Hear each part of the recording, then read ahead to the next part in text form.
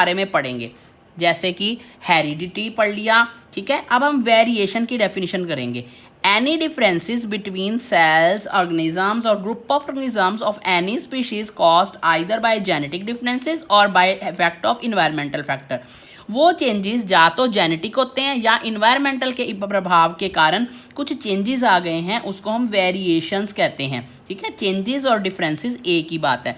Now the next definition is evolution. So what is evolution?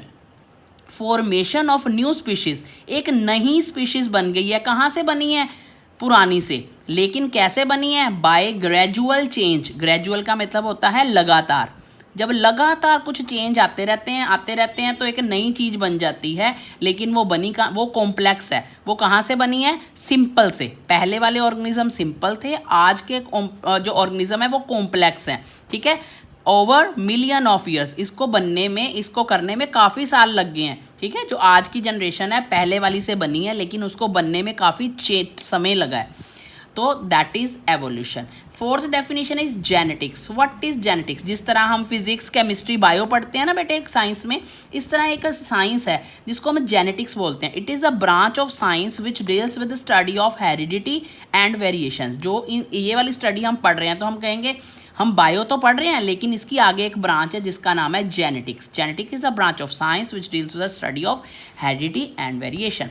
तो एक scientist था जिसका नाम था ग्रेगर जॉन मेंडल, जिसको G.J. मेंडल भी कहते हैं, उसको फादर ऑफ जेनेटिक्स कहते हैं, ये इसका नाम है G.J. मेंडल। अगर आ गया क्वेश्चन फादर ऑफ जेनेटिक्स तो आपने ये नाम देना है। इसने सबसे पहले ये वाली टर्म्स के बारे में पढ़ा था और उसने इस बायोलॉजी में थोड़ा सा मैथ ऐड कर दिया था। वो आप थोड़ा सा है, आपको इजीली समझ आ जाएगा।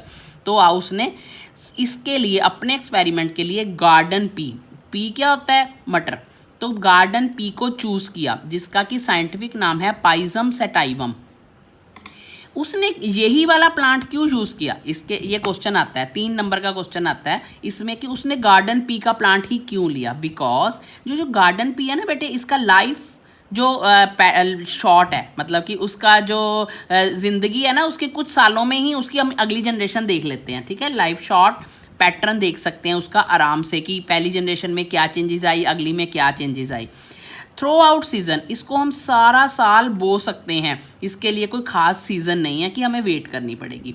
नंबर 3 है, इसमें 7 पेयर ऑफ कंट्रास्टिंग करैक्टर है, मतलब लंबा लॉन्ग है, शॉर्ट है, ठीक है। कलर ग्रीन है, येलो है। जो इसके बीज जो सीड होते हैं वो राउंड होते हैं या रिंकल होते हैं। रिंकल का मतलब ऐसे टेढ़े मेढ़े, मतलब इसके 7 करैक्टर हैं, इसलिए हम अलग अलग करैक्टर्स का क्या क्या प्रभाव पड़ेगा वो देख सकते हैं। It is self pollinated. Self pollinated का मतलब होता है बेटे अपने ही जो बीज होते हैं वो अपने वाले से ही रिप्रोड्यूस हो सकते हैं। रिप्रोडक्शन बीच बीच में हो जाती है, सेल्फ हो जाती है, इसको सेल्फ पॉलिनेटेड कहते हैं। तो study of P plant was simpler, इसकी स्टडी करना बहुत सिंपल है एज कम्पेयर टू एनिमल्स। अगर हम कोई भी स्टडी एनिमल्स पे करेंगे वो टफ होती है, इसकी स्टडी करना सिंपल है। दीज आर द 5 पॉइंट्स कि why the Mendel choose the green garden pea. तो आगे उसने कहा कि इस जो करैक्टर हैं, फॉर एग्जाम्पल एक लंबा पौधा है टॉल, और एक है छोटा, छोटे को यहाँ पे ड्वार्फ बोला है, DWARF, हिंदी में इसको बोलते हैं बोना। उसने 2 तरह के करैक्टर लिए। सबसे पहला उसका ये एक्सपेरिमेंट था, ठीक है। एक लंबा पौधा लिया, एक बोना पौधा लिया, उन दोनों को क्रॉस करवाया। तो जब उनके आगे ऑफस्प्रिंग पैदा हो, ऑफस्प्रिंग का मतलब जनरेशन, उसकी फर्स्ट जनरेशन हुई सारे टॉल। उसने देखा ये क्या हो गया, ड्वार्फ और ये तो बीच वाले बोने भी हो सकते थे, ये नहीं। उसने देखा सारे टॉल, हर किसी में टी। अब ये टी क्या है? उसने टी क्या लिया है? This is called genotype. इसकी डेफिनेशन मैं अभी बताती हूँ।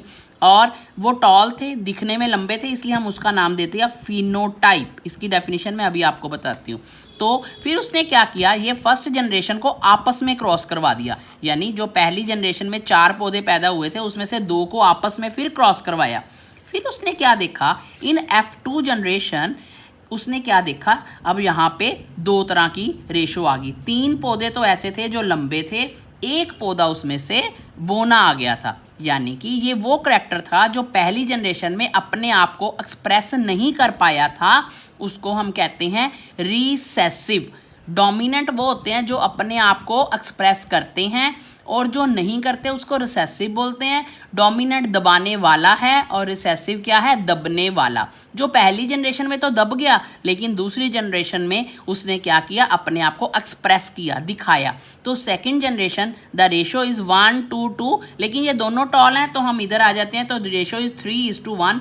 3 का मतलब टॉल, 1 का मतलब ड्वार्फ। तो ये उसका पहला एक्सपेरिमेंट था, उसने सबसे पहला ये एक्सपेरिमेंट किया था। उसने एक करैक्टर लिया था, इसलिए इसको कहते हैं मोनो हाइब्रिड। मोनो का मतलब 1, हाइब्रिड का मतलब क्रॉस। तो यहाँ पे हम 3 डेफिनेशन और करेंगे। Genotype, the description of gene present in an organism is known as genotype. Genotype का मतलब है जो हम एब्रीवेशन लेते हैं, टी लिया था, हमेशा पेयर्स में होती है और लेटर्स में होती हैं, अल्फ़ाबेट्स, तो इसको हम जीनोटाइप बोलते हैं।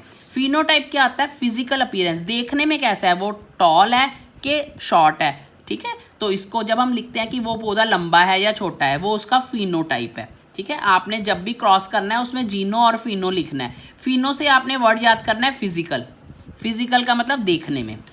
F1 generation, when 2 parents cross to produce first progeny. Progeny का मतलब होता है बेटे जनरेशन, ऑफ स्प्रिंग, तो इसको कहते हैं F1 जनरेशन। जब F2, जब पहले वाले को आपस में क्रॉस करवाते हैं तो जो दूसरी जनरेशन आती है उसको F2 कहते हैं।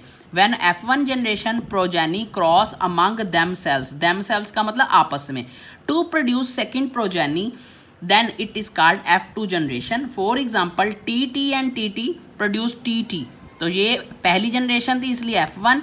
एंड जब हम पहली वाली को आपस में करवाते हैं तो जो प्रोजेनी पैदा होती है उसको हम कहते हैं F2। तो ये सारी आपने डेफिनेशन याद करनी है और अच्छी तरह समझना है। Thank you very much.